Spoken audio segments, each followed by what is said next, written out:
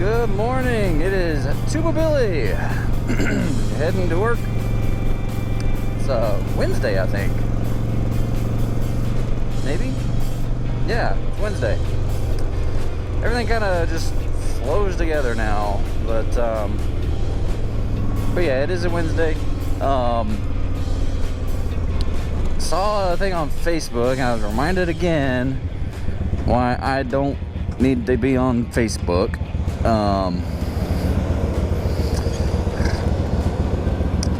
Guys shared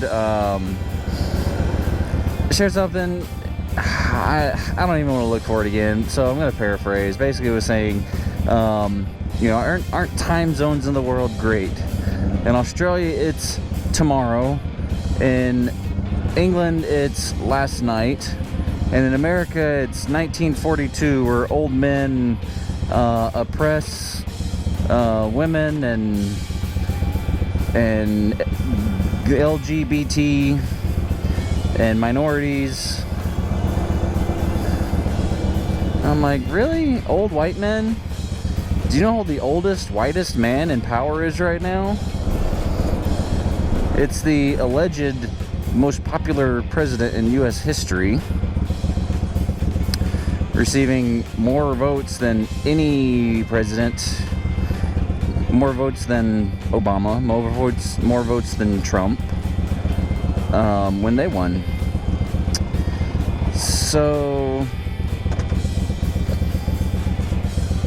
some of the things that he has done is over his illustrious long career politician.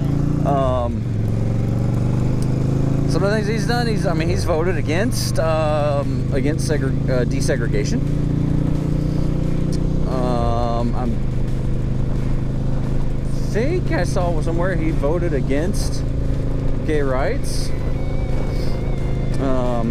He gave the eulogy at one of the Grand Wizards or whatever of the KKK.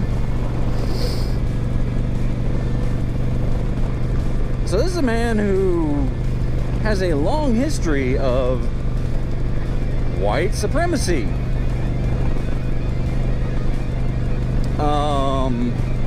And yet conservatives are the greatest national security threat to America, when this same man just armed an enemy of America, the Taliban, with over $85 million of sophisticated military equipment.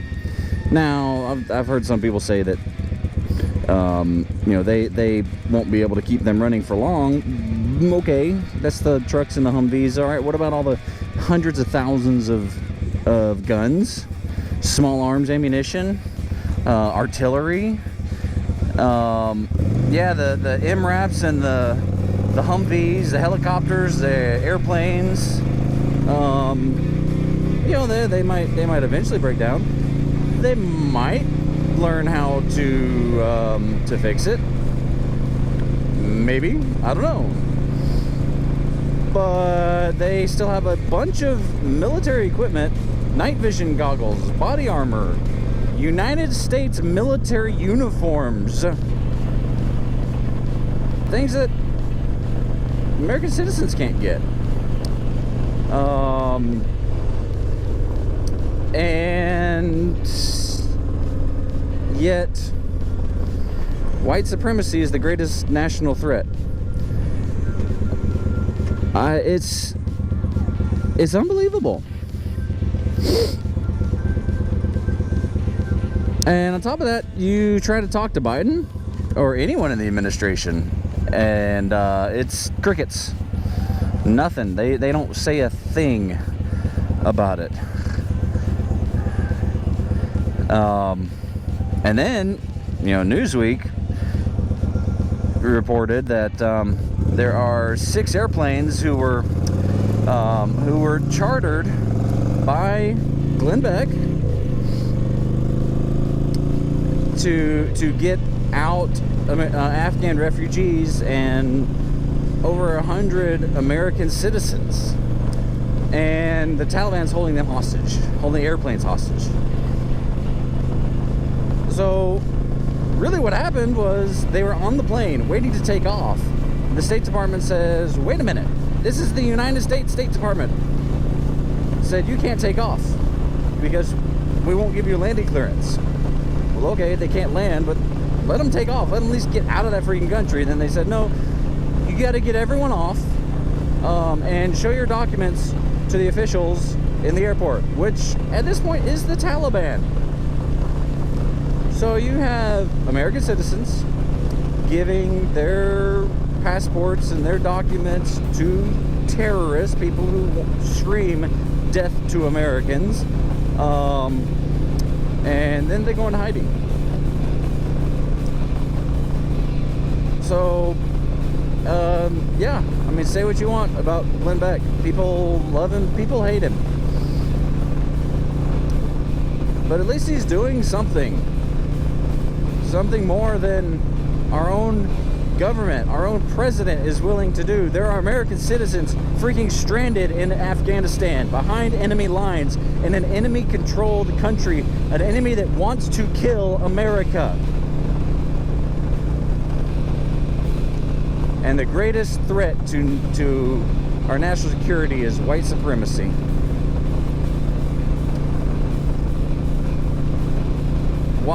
Why can't people wake up? Why are we saying that conservative Christians are the same as the Taliban? So Christians are the same people that fly around in helicopters with bodies hanging under it. They're the same people who will kill a folk singer because they don't like the music.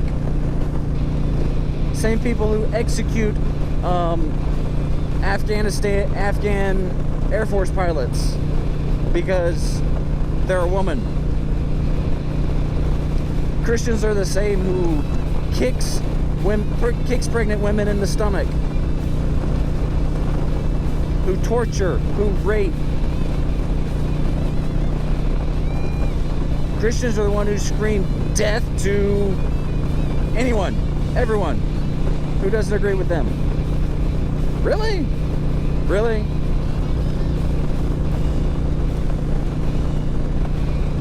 I can't watch it anymore because it just makes me so mad.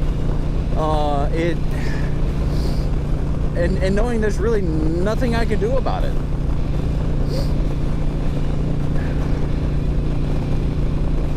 This administration is so hell-bent on stopping COVID that they're forcing all these mandates, forcing all this other stuff on American citizens.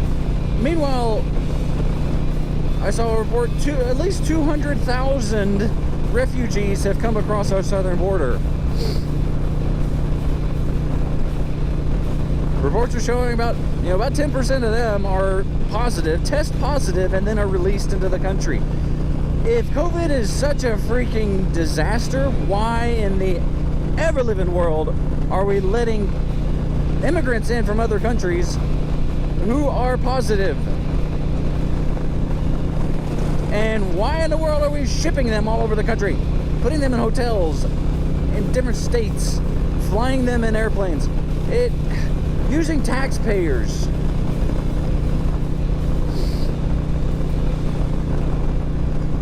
It's a clown world. I don't understand it. I don't see how people can still blindly follow this man. Maybe they only watch CNN or MSNBC or NBC or CBS, or maybe they only read the New York Times. I mean, it's just... I've been going on long enough, so I'm probably gonna... I'm just gonna end now, because I'm just frustrated. It's a Wednesday, hump day. The weekend isn't any relief. I don't know. Please be excellent. to each other. Tuba Billy signing out. God be with you till we meet again.